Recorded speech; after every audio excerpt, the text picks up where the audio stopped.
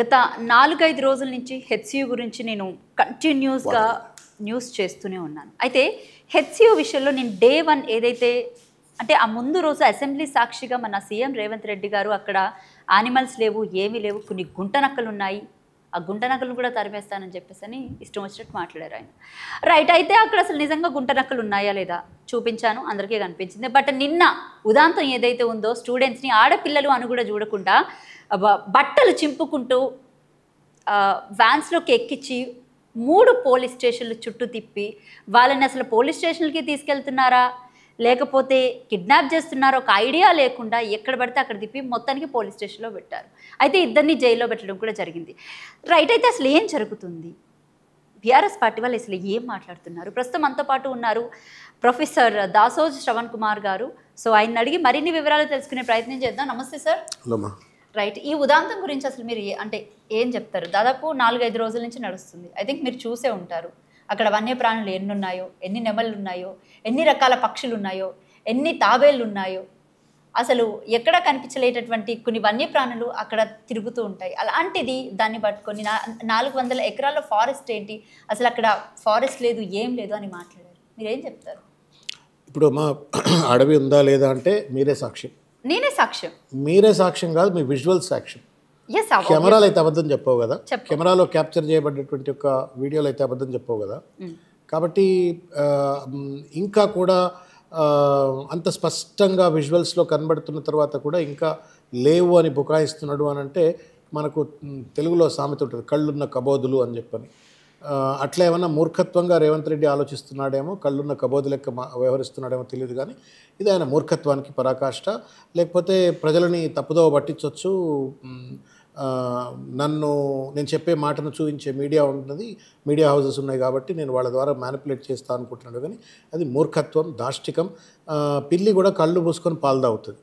అట్లా ఇవాళ రేవంత్ రెడ్డి అన్నీ బాగానే ఉన్నాయని చెప్తూ తను నమ్ముతుండేమో నాకు తెలియదు, లేదు ప్రజలు నమ్మించాలని చూస్తుండేమో తెలియదు. మొత్తానికి మాత్రం ఈ అబద్ధం ఆడుతూ ఇవాళ ఒక విధ్వంసానికి, హైదరాబాద్ సెంట్రల్ యూనివర్సిటీ విధ్వంసానికి, తర్వాత దాంట్లో ఉన్నటువంటి ఒక 400 ఎకరాల పర్యావరణాన్ని వాళ్ళ విధ్వంసం చేయాలని ఒక ప్రయత్నం చేస్తూ ఉన్నాడు. నేను ఐ రియలీ అప్రిషియేట్ యూ. నేను మీ విజువల్స్ చూశాను కొన్ని. మీరు ఇంకా మీ కొలీగ్ విజయారెడ్డి గారు ఇంకా వాళ్ళంతా వెళ్ళి కొన్ని విజువల్స్ క్యాప్చర్ చేసినారు. అక్కడ జింకలను, తర్వాత నెమ్మళ్ళను, ఇంకా చెరువులను, రాళ్లను అంతా మీరు క్యాప్చర్ చేసినారు.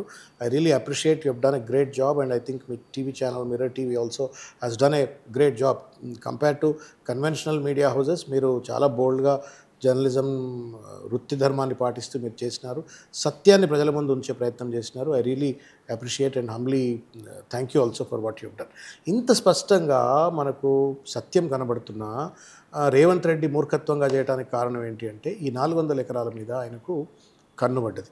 ఈ 400 ఎకరాలు అంటే అది 1,00,000 కోట్లు కావచ్చు, 80,000 కోట్లు కావచ్చు, 65,000 కోట్లు కావచ్చు, 40,000 కోట్లు కావచ్చు. మొత్తానికి అది మనం కోకాపేటలో కనుక చూసినట్టయితే, ల్యాండ్ వాల్యూస్ చూసినట్టయితే అక్కడ మనకు లాస్ట్ టైం వేలంపాట రియల్ ఎస్టేట్ బుద్ధి పోనించుకోవట్లేదు అనుకోవచ్చు. అఫ్ కోర్స్ ఇట్స్ దాదాపు ఒక 1,00,000 కోట్ల విలువైనటువంటి ఒక భూమి మీద కన్నుబడ్డది.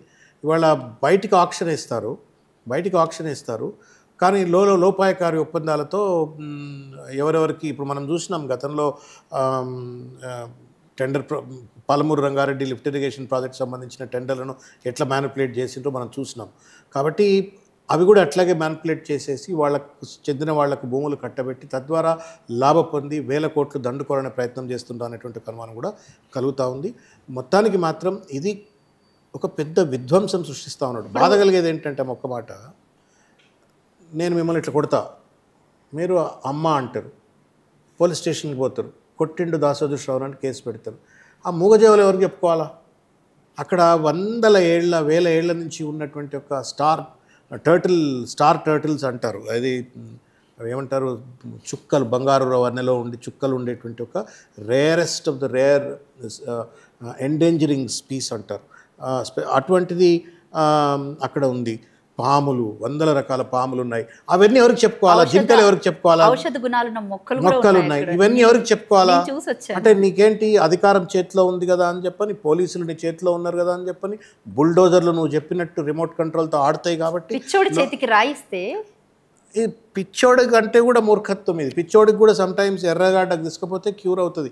రేవంత్ రెడ్డి పిచ్చోడి కంటే కూడా హీనంగా వ్యవహరిస్తూ ఉన్నాడు.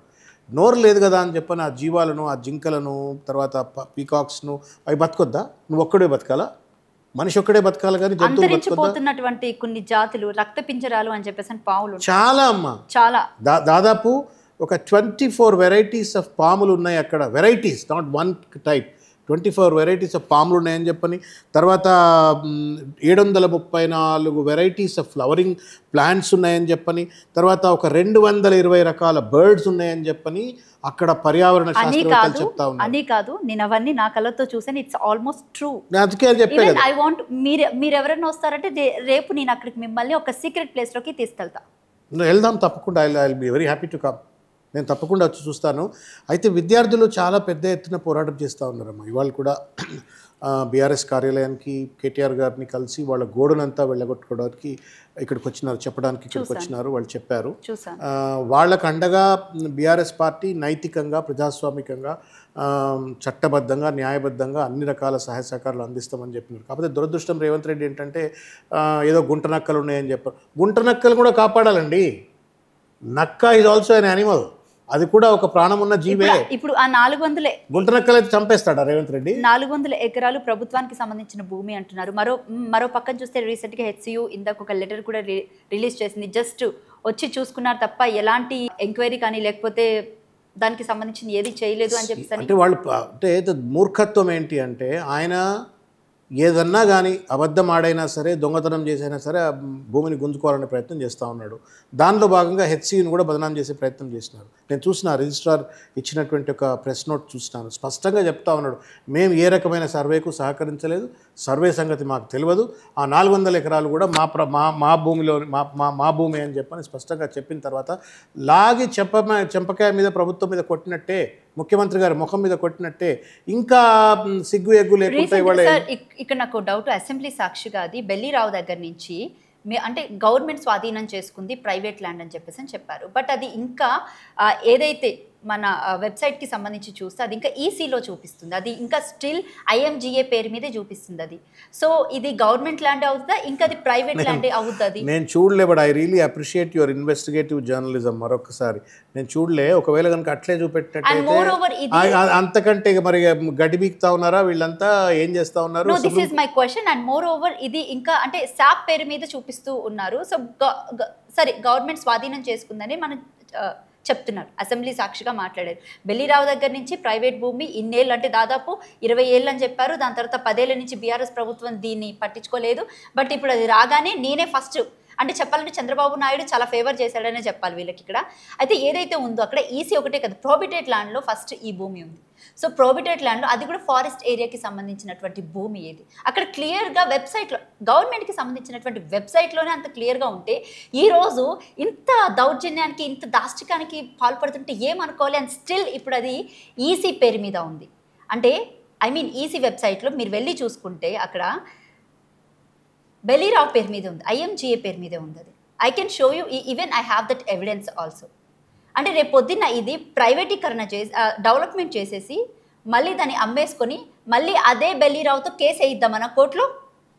No, that I don't know అమ్మా. బట్ సరే, ఒకసారి సుప్రీంకోర్టులో తీర్పు వచ్చిన తర్వాత బెల్లిరావు అనేటోడు చచ్చిపోయింది, వాడికి సంబంధం లేదు, వాడి can't enter into. But fact of the matter ఏంటంటే సుప్రీంకోర్టు తీర్పు వచ్చినటువంటి ఒక నెక్స్ట్ క్షణంలో రికార్డులో మార్పులు జరిగి ఉండాలి. ఎందుకంటే ఆర్డర్ వచ్చిన తర్వాత, చేతికి వచ్చిన తర్వాత వెంటనే రికార్డులో సుప్రీంకోర్టు తీర్పును ఎంటర్ చేస్తూ దాన్ని గవర్నమెంట్ మీదకి లేకపోతే యూనివర్సిటీ మీదకి ట్రాన్స్ఫర్ చేసి ఉండాలి. అది ఇంకా చేయలేదు అంటే ఈ ప్రభుత్వం ఎంత అపరిపక్వంగా, తర్వాత పరిపాలన పైన పట్టు లేకుండా రెవెన్యూ డిపార్ట్మెంట్ కానీ లేకపోతే ముఖ్యమంత్రి కానీ ఆ స్టాంప్స్ అండ్ రిజిస్ట్రేషన్ డిపార్ట్మెంట్స్ కానీ ఇవన్నీ ఎట్లా పనిచేస్తున్నాయి అనేటువంటిది అర్థమవుతోంది. ఇది this it self is the litmus test. వీళ్లకు కమిషన్ల మీద, లంచం గొండితనం మీద ఉన్నటువంటి ఒక సోయి తెలంగాణ ప్రజల ప్రభుత్వ భూములను, ఆస్తులను కాపాడటంలో లేదు, పరిపాలనపై పట్టు లేదనేటువంటిది ఇవాళ స్పష్టంగా అర్థమవుతోంది. నేను చూడలేదు, మీరు చూసినా అంటున్నారు. ఇంకా కూడా as on date, if in case it is showing against Billy Rao, against IMG Bharata, and that shows the incompetency and the mediocrity of the present government అని నేను భావిస్తాను. రైట్. నేను మీకు ఆ ఎవిడెన్స్‌లన్నీ కూడా నేను మీకు చూపించే ప్రయత్నం చేస్తాను. ఈ వీడియోలో కూడా వేసే ప్రయత్నం చేస్తాను సార్. అయితే ఇప్పుడు స్టూడెంట్స్ పరంగా వస్తే వాళ్ళని అరెస్ట్ చేశారు అండ్ సంగారెడ్డి జైల్లో ఇద్దరిని పెట్టడం జరిగింది. మరి వాళ్ళ పరిస్థితి ఏంటి అసలు? బీఆర్ఎస్ పార్టీ వాళ్ళకి ఏమైనా అండగా ఉంటుందా? తప్పనిసరిగా న్యాయపరంగా, చట్టపరంగా, ప్రజాస్వామ్యబద్ధంగా బీఆర్ఎస్ పార్టీ వాళ్ళ పక్షాన ఉంటుంది. కేసీఆర్ గారు, తర్వాత మా కార్యనిర్వాహక అధ్యక్షులు కేటీఆర్ గారు ఆల్రెడీ సంబంధిత అడ్వకేట్లు కావచ్చు, లేకపోతే మిగతా పార్టీలో యంత్రాంగానికి, మంత్రాంగానికి అంతా కూడా ఆదేశాలు జారీ చేసినారు. నైతికంగా కావచ్చు, క్షేత్రస్థాయిలో కావచ్చు వాళ్లకు అండగా ఉంటాం. మేమేమో సినిమాటిక్స్ కోసమో లేకపోతే క్రెడిట్ను కొట్టేయడం కోసమో అని చెప్పని అక్కడ వెళ్ళి విజిట్లు చేసి ఏదో రెచ్చగొట్టాలని ప్రయత్నం కాదు. ఆ భూమిని ఎట్టి పరిస్థితిలో హెచ్సియుకి చెందేలా మేము అన్ని రకాల సహాయ సహకారాలు ఇస్తాం. రైట్. ఒకసారి చూడండి. నేను ఇందాక మీకు చెప్పాను కదా, స్టిల్ అది ఇంకా ఐఎంజీ. ఇది దిస్ ఇస్ రిడిక్యులస్. ఇది ఎప్పుడు తీసినారు ఇది స్క్రీన్ షాట్ మీరు? దిస్ షోస్ ఇది ముఖ్యమంత్రి ముఖానికి ఐ మీన్ చెంపదెబ్బ లాంటిది ముఖం మీద. ఇది తర్వాత registration and stamps department, I think it comes under Ponguleti Srinivas Reddy అనుకుంటా. మరి మీరు సుప్రీంకోర్టు తీర్పులు వచ్చిన తర్వాత రేవంత్ రెడ్డి ఏమో అసెంబ్లీలో పెద్ద ఎత్తున జబ్బలు దర్చుకుంటా చెప్తా ఉన్నాడు, నేనే పెద్ద పెద్ద అడ్వకేట్లను పెట్టి కేసు గెలిచే విధంగా కొట్లాడినని చెప్పని. మరి కొట్లాడిన తర్వాత, కేసు గెలిచిన తర్వాత ఆ రికార్డుల్లో ఎందుకు మీరు ఇంకా కూడా డీటెయిల్స్ను ఎంటర్ చేయలేదు, ఆ టైటిల్ డీడ్ని ఎందుకు ట్రాన్స్ఫర్ చేయలేదు అని చెప్పని వాళ్ళు నేను ప్రశ్నిస్తాను. This is a litmus test that how inefficient, incompetent this government is. Right sir. అయితే నేను హెచ్సియులోకి బేసిక్గా స్టూడెంట్ కింద వెళ్ళాను. ఐ థింక్ మీరే ఇందాక నన్ను అప్రిషియేట్ చేశారు. సో నేను లోపలికి వెళ్ళిన తర్వాత I found few lakes there.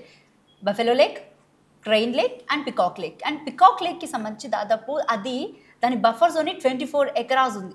24 ఎకరాలే just peacock లేక్కి సంబంధించినటువంటి బఫర్ జోన్. సో హైడ్రా ఏం చేస్తుంది? హైడ్రా వీటికి వర్తించదా? బరాబర్ వర్తిస్తుంది. If you look at the basic guidelines issued for the formation of Hydra కానీ లేకపోతే డిజాస్టర్ మేనేజ్మెంట్ ఒరిజినల్ డిపార్ట్మెంట్ సంబంధించినటువంటి రూల్స్ రెగ్యులేషన్స్ చూసినట్టయితే చెరువులను కాపాడేటువంటి ఒక బాధ్యత ప్రభుత్వాలది. నెంబర్ 1. నెంబర్ 2, వీళ్ళ లెక్క ప్రకారంగా, రేవంత్ రెడ్డి లెక్క ప్రకారంగా ఆ 400 ఎకరాలు ఒకవేళ కనుక హైదరాబాద్ సెంట్రల్ యూనివర్సిటీ కావు, మాదే అని చెప్పని ప్రభుత్వం అన్నట్టయితే ఎవడు కాపాడాలి మరి వాటిని? ప్రభుత్వం కాపాడాలి. ప్రభుత్వానికి చెందిన భూములు 400 ఎకరాలు అన్నప్పుడు వాటిని పరిరక్షించవలసినటువంటి ఒక బాధ్యత ప్రభుత్వానిదే. ఇవాళ ఎట్లుంది అంటే రక్షకుడే భక్షకుడు అయినట్టుగా ఉంది. ఇవాళ నువ్వే వాటిని కాపాడవలసిన వాడివి. ఇప్పుడు క్రెయిన్ లేక్ అంటే మొత్తం మైగ్రేటరీ బర్డ్స్ అన్నీ కూడా అక్కడికి వచ్చేటట్టున్నాయి. బఫెలో లేక్ కావచ్చు, లేకపోతే పీకాక్ లేక్, ఇవన్నీ కూడా హిస్టారికల్ లేక్స్. ఇక్కడ rare species, animals, birds, migratory birds ఇవన్నీ కూడా అక్కడ మనకు ఉన్నటువంటి ఒక పరిస్థితి.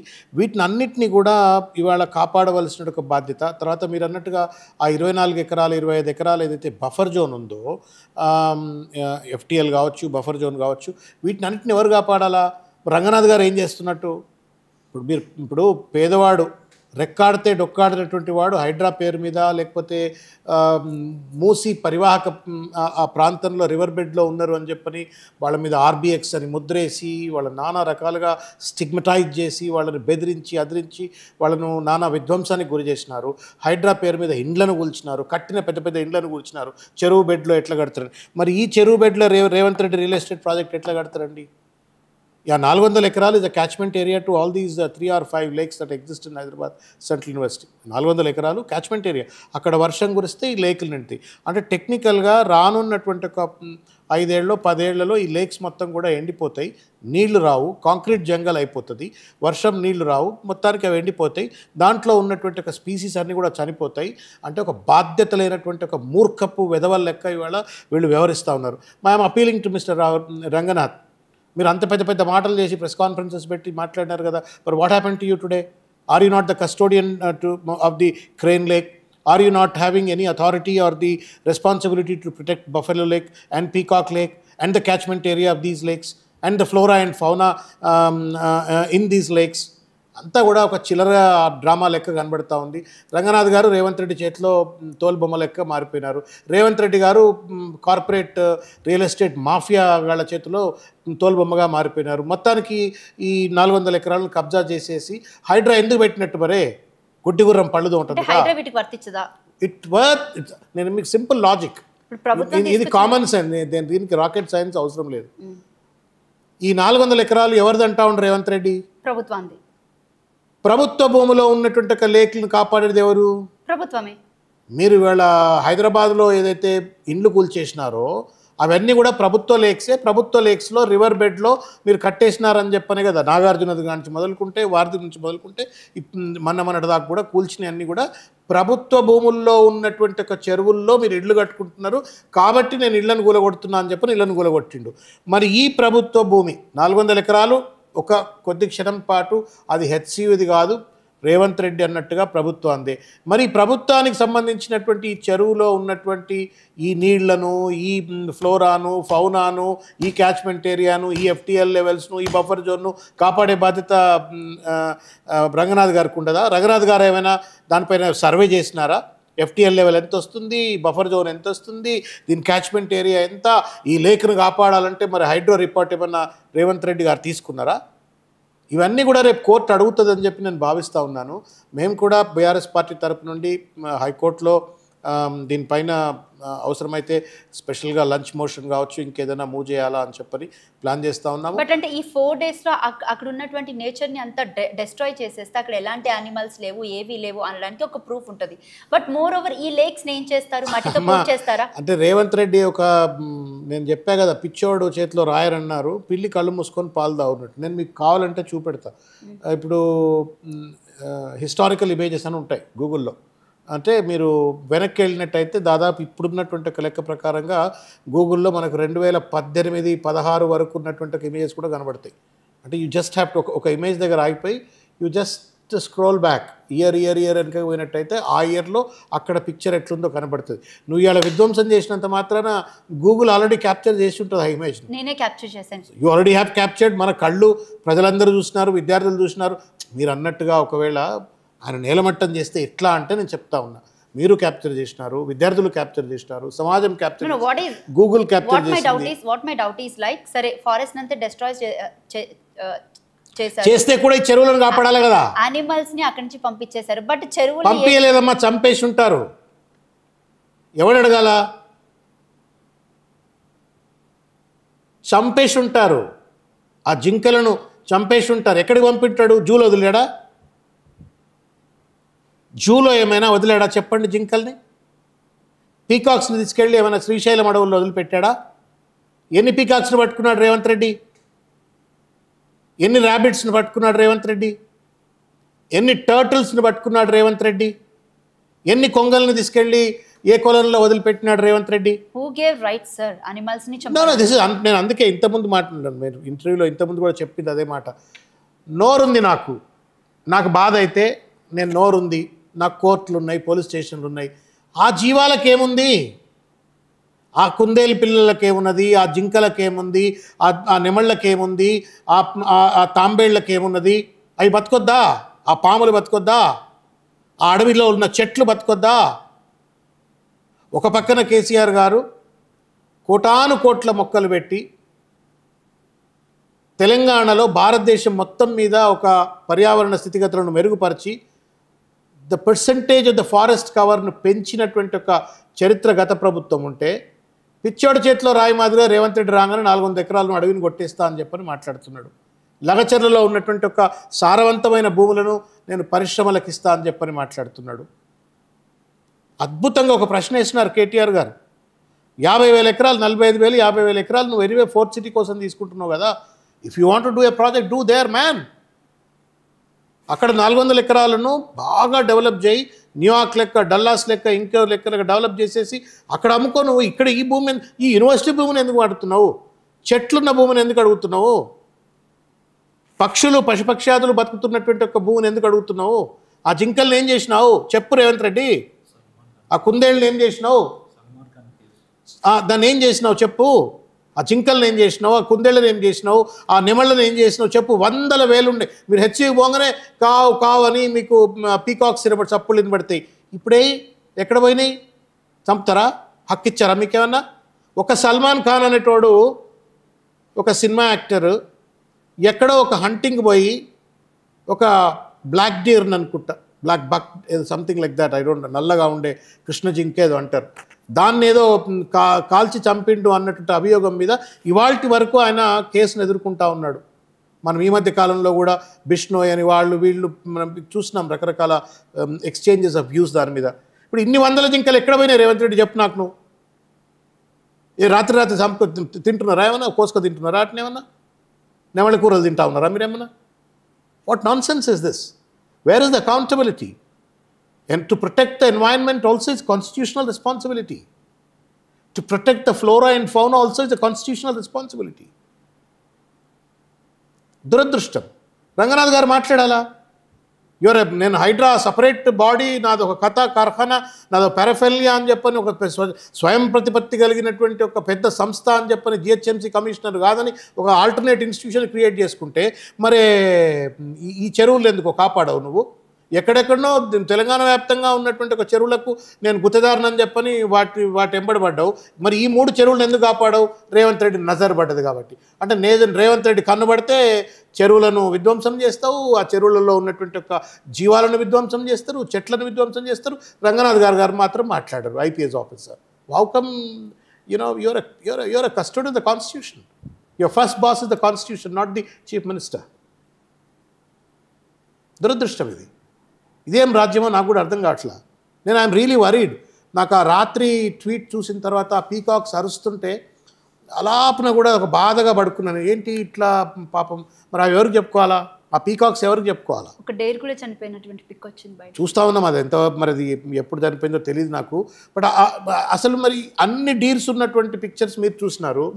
ఆ జింకలే ఇప్పుడు అన్అఫిషియల్ గా ఉన్నటువంటిది ఏంటంటే, అక్కడ ఇంటర్నల్ గా ఉన్నటువంటి ఇన్ఫర్మేషన్ ఏంటంటే పికాక్స్ కూడా చనిపోయాయి. బట్ పోలీసుల బందోబస్తులో ఎవరిని కూడా అక్కడికి వెళ్లకుండా ఫోన్స్ తోటి షూట్ కూడా చేయకుండా చేస్తున్నారు. ఏమన్నా తాలిబాన్నా లేదా తెలంగాణనా? Bihar. No, Bihar is more democratic. This cannot be like this. తుపాకులు పెట్టి పట్ట గాల్లో కాలుస్తారు వాళ్ళు. కనీసం ఇట్లా చేస్తే పిచ్చి పిచ్చి చెక్కలు చేస్తే. Is making it worse like Taliban. హెచ్సియులో జంతువులకు నోరు లేదు కాబట్టి, పక్షులకు నోరు లేదు కాబట్టి, చెట్లకు నోరు లేవు కాబట్టి రేవంత్ రెడ్డి బుల్డోజర్లు పెట్టి చంపేయచ్చా? వాటిని నరికి చంపొచ్చా? దురదృష్టం అండి. సల్మాన్ ఖాన్ పైన ఎట్లయితే ఒక్క జింక కేసులు పెట్టినరో ఇన్ని వందల జింకలు చనిపోయినాయి, వందల కుందేళ్ళు, నేషనల్ బర్డ్ అండి పీకాక్. It's biggest crime. ఎక్కడ పోయినాయి చెప్పు, లెక్క చెప్పు ఫస్ట్. నువ్వు నేషనల్ బర్డ్ అది, వాటి లెక్క చెప్పు నువ్వు. అంటే బాధ్యత లేకుండా నేను కుర్చీలో కూర్చోగానే ఈ కుర్చీ రాగానే కుమ్ములు పొలుసుకొస్తాయేమన్నా?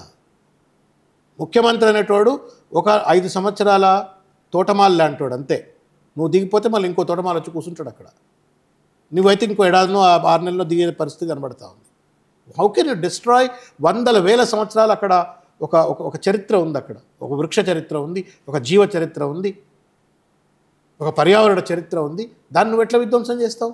45,000 ఎకరాలు ఫోర్త్ సిటీలో ఇచ్చుకోవాలి. ఎక్కడక్కడ పాసిబుల్ గ్రీన్ ఏరియా పెంచాలా అని చెప్పని అంటున్నాం. ఒకప్పుడు మనం చూసినాం, ఇంటికో చెట్టు పెట్టాలా అని చెప్పని పిలుపునిచ్చి ప్రతి ఇంటి ముందు హరితహారం పేరు మీద ఇంటింటి ముందు చెట్టు పెట్టాలంటే ఉన్న చెట్లను బీక్ పడేస్తా అంటున్నాడు. ఇది ఎక్కడదండి? తా చెడ్డ కోతి వనమెల్లా చెరిచినాయి అన్నట్టు ఇప్పుడు చెడిపోయినటువంటి ఒక మనస్తత్వంతో ఉన్న రేవంత్ రెడ్డి గారు ఈ మొత్తం విధ్వంసకారకుడుగా మారిపోయినాడు. దామగుండం అయిపోయింది ఇప్పుడు దీని మీద పడ్డాడు. Very very unfortunate. దామగుండాన్ని అట్లనే నరేంద్ర మోడీ గారు కట్టబెట్టినారు, వేల చెట్లను సర్వనాశనం చేసినారు. ఇక్కడ కూడా మళ్ళీ వందల వేల చెట్లను సర్వనాశనం చేస్తూ అంటున్నారు. చెట్లు లేకపోతే ఆక్సిజన్ ఉండదు, ఆక్సిజన్ లేకపోతే ఢిల్లీ లెక్క ఆగమైపోతాం. ఇంతకుముందు హెచ్సి ఒక అమ్మాయి చెప్తుంది, I was in JNU sir, I could not stay there and study because every second day నేను సిక్ అయిపోతుంటే, ఎవ్రీ సెకండ్ వీక్ సిక్ అయిపోతుంటే బికాజ్ ఆ పొల్యూషన్ తోటి. అందుకే నేను అక్కడి నుంచి అడ్మిషన్ వదిలిపెట్టుకొని వచ్చి నేను హెచ్సియూ జాయిన్ అయినా. ఇక్కడికి వస్తే ఈ చెట్లను మళ్ళీ కొట్టేసి దీన్ని కూడా ఢిల్లీ చేస్తాడా ఏంది అని చెప్పిన అమ్మాయి చెప్తాం, తులసి అటు ఎవరో అమ్మాయి వచ్చి. అంటే సామాజిక బాధ్యత, చెట్లను కాపాడటం అనేటువంటిది సామాజిక బాధ్యత. ఒక మనిషి పట్ల ఎంతైతే బాధ్యతగా వ్యవహరించాలో అంతే బాధ్యతగా చెట్ల పట్ల వ్యవహరించాలి, అంతే బాధ్యతగా నోరు లేని జీవాల పట్ల వ్యవహరించాలి, అంతే. నేషనల్ బర్డ్ అయినటువంటి ఒక పీకాక్ను కూడా కాపాడలేకపోతే నువ్వే ముఖ్యమంత్రివయ్యా. నేషనల్ బర్డ్ని చంపేస్తున్నారు. నేను చెప్తున్నాను, సల్మాన్ ఖాన్ ఒక జింకను చంపితే సల్మాన్ ఖాన్కు అంత పెద్ద కేసును ఎదుర్కొని ఇవాల్టికి కూడా తను he is facing the justice. Why can't Revanth Reddy be brought to justice? Why can't his government be brought to justice? తప్పనిసరిగా వాళ్ళందరూ నేను శిక్షార్హులే అని నేను భావిస్తాను.